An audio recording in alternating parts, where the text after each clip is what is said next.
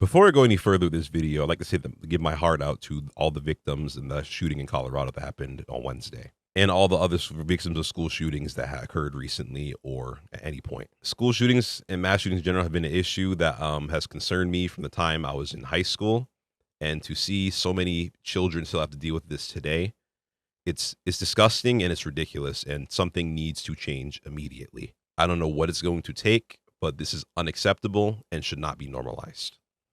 Mr. X, don't you even feel a little bit of remorse, saddened by the assassination? Well, sir, I don't think anybody here would deny that when you send your chickens out in the morning from your barnyard, those chickens will return that evening to your barnyard, not your neighbor's barnyard. I think this is a prime example of the devil's chickens coming back home to roost.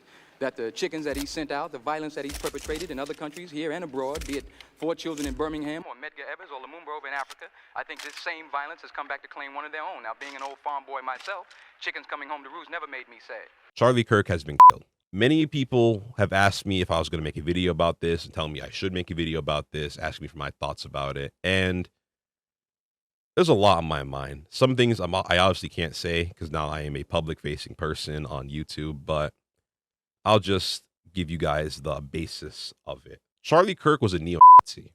He was not just some man expressing his political views on a public platform, as many people are like reducing it down to, which I think is disingenuous. No, that's not just what he was. He was a neo-Nazi propagandist with the biggest platform of any of the people in his niche. In this world, you are supposed to reap what you sow.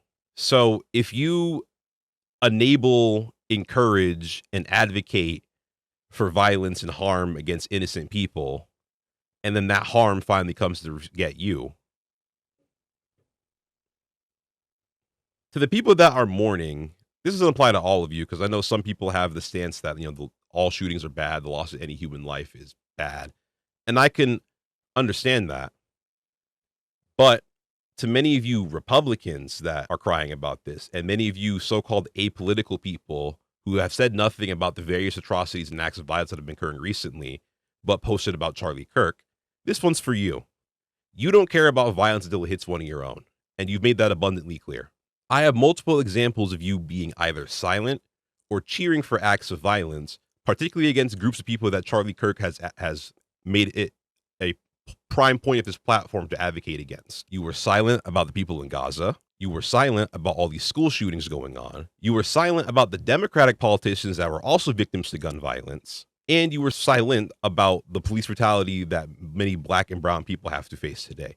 In fact, regarding police brutality, I remember very well most of you guys posting "Rip Charlie Kirk" were making jokes about George Floyd. So I think we should really cut this shit and be completely honest. You love violence, so long as it's not your blood or the blood of your own being spilled. Now, to those on the left who are more aligned with social democracy and democratic socialism, many people have given them a lot of shit for the way they've handled the situation. And I'm here to say that I don't have a problem with the way majority of them handled it. In fact, it makes the most sense due to what their platform is, what they aim to do. You can't cheer for the deaths of people like Charlie Kirk, or even stay silent about the deaths of people like Charlie Kirk, if you hope to achieve the goals of democratic socialism, which is why I have no problems with takes from people like Hassan Piker and Zohar Mamdani. Hassan Piker was literally scheduled to debate Charlie Kirk in person. I don't know the details of what the venue is going to be like, but it could easily have been him, and he could have easily been in danger. This is not something to be taken lightly. Especially when you think about it, many of these right-wingers are already calling for retaliatory attacks. If they wanted to attack the biggest left-wing voice we have, who would that be? I think the way his statement was very good. It was the best thing he could have said, especially for being, live streaming while it happened. He handled that very well. And at this moment, I think he's continuing to handle it well, and we need to be worried about his safety, which I think he's taking precautions already for moving differently now. So I have no issue with the way he's carrying himself in this situation and the things he said. Then there's Zohar Mamdani, who I also think is handling this correctly. Guys, Zohar Mamdani is running for office. You are actually delusional and chronically online if you expected him to say fuck Charlie Kirk or just not say anything at all. That wasn't an option. They're already looking for any drop of dirt they can use against him. And being silent or saying something crazy about Charlie Kirk after he died would give these neoliberals and Republicans all the fucking dirt they need to bury him and destroy his campaign. So he handled that the only way he could have, by condemning all political violence. I think it's unreasonable to be upset with people like Zoran and Hassan Piker for the takes they had. See, for what they're aiming to do, you need to be electable, palatable, able to break into the mainstream, and cautious. All of which they are doing well and playing their roles the way they're supposed to. I wasn't going to say anything regarding that so-called leftist who was crying over the death of Charlie Kirk. Because, I'm just starting out. Why do I want any beef? But no, I feel like something needs to be said. If you have a racist past, have been accused of racism or enabling racism after you became a member of the left, crying over him only proves that you are not as left as you claim to be, and something else that I've already suspected, as well as many other people have suspected about him from the start. Being friendly and being a friend, I think, are two different things. I think there are many whites who act friendly toward Negroes. A fox acts friendly toward the lamb. And usually the fox is the one who ends up with the lamb chop on his plate. Economically, politically, civically, psychologically, and otherwise, it's controlled by the white liberal, who usually poses as the friend of the Negro, who actually differs from the white conservative in the same way that the fox differs from the wolf. Their appetite is the same. Their motives are the same. It's only their mannerisms and methods that differ. You're a white liberal who excuses racism. See, I want us all to take note on how easy it is to have empathy for someone who is not opposed to your very existence. That's exactly what's going on there. I already know many people, particularly ones around my age or younger, are going to say shit like, wow, you're attacking him. He does great work. I don't think turning white racist conservatives into white race blind, possibly still racist liberals is progress or even a good start. And it's certainly not good work worthy of praising shit like this for. The only reason any of you guys would think this is good work worthy of praise is if you are a white liberal that is, his target audience. I'm not saying he needs to say fuck Charlie Kirk. I don't care what he has to say about that. My issue is if you're going to cry over somebody like that and you're in the left, keep that shit off camera, bro. I think crying over him is a ridiculous thing for him or any self-respecting left creator to do, especially ones who actually claim to care about the communities that Charlie Kirk has advocated against. For years, those on the radical left have compared wonderful Americans like Charlie to Nazis. This kind of rhetoric is directly responsible for the terrorism that we're seeing in our country today. Radical left political violence has hurt too many innocent people and taken too many lives. Donald Trump specifically, as well as many other people, have already placed the blame on the so-called far left. There is no substantial info on the shooter at this very moment as I'm recording that would give anybody enough facts to claim that the far left or even a liberal is responsible for this. The only evidence only thing we have so far is a picture of the person that they're looking for, who is clearly white. So, since MAGA has no idea what is left versus a liberal, when they say they're going to crack down on the left, that means that they're going to go from everything liberal to left to further left. So that puts the Democratic Socialists in danger, the Social Democrats in danger, the Socialists in danger, the Communists in danger, anybody more liberal or more left is in danger now due to this blame being placed on us for something we don't even know the full details about yet. This puts many of us at risk, so I am currently prepared for any retaliation we're going to see against specific organizations or individuals on the left. After all, many MAGA members themselves are already calling for the deaths and purging of communists, which I don't know about you guys who know a little bit of history as well. It sounds pretty familiar, doesn't it? You see, I'm I guess I am kind of a conspiracy theorist, but not a major one. But seeing the president of the United States already blaming a political group for a shooting without any of the details being released yet, it makes me incapable of trusting any of the information that they release about the shooting going forward. Well, beyond the clear agenda they have to push for, another reason I can't trust it is the incompetent fucking clown show we got going on in the FBI and the ones that are responsible for finding this shooter. I would be very shocked if they do find the actual shooter. I think many things that we are doing right now need to be done differently. I mean, we should have been preparing ourselves and getting more organized from the time he even started running for president in 2024. But things are already dangerous and shitty as it currently is, but don't ever tell yourself it can't get worse, because it absolutely can, and I think it very much will after this shooting.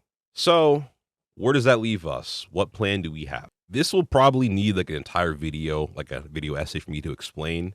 So I'll just soft launch my points right now for it. At this moment, we need all efforts to be aimed to push for something that is seemingly impossible, which is the task of developing a unified left coalition, unifying all types of leftists, I guess, for lack of better words, under the same coalition to achieve the same goals. See, despite all of our various differences, whether you're a socialist or anything really, there are some key aspects that we can completely agree on are issues that are worth fighting for. And I think that should be the basis of any coalition we develop going forward. So that would include any anti-bigotry movements, which would be, anti-racism, being pro-LGBTQ+, rejecting any form of ableism. It would also include staunch anti-Zionism, obviously anti-fascism, anti-capitalism, as well as having a pro-climate justice and a pro-worker stance. See, the reason why I think it's important for us to have this unified left coalition, so I'm not calling for like a singular left party, just a collective coalition where we all act at once. I'm suggesting this because at this very moment, guys, I hate to break it to you, it is laughably easy for the government to crack down on every single left movement we have going on right now.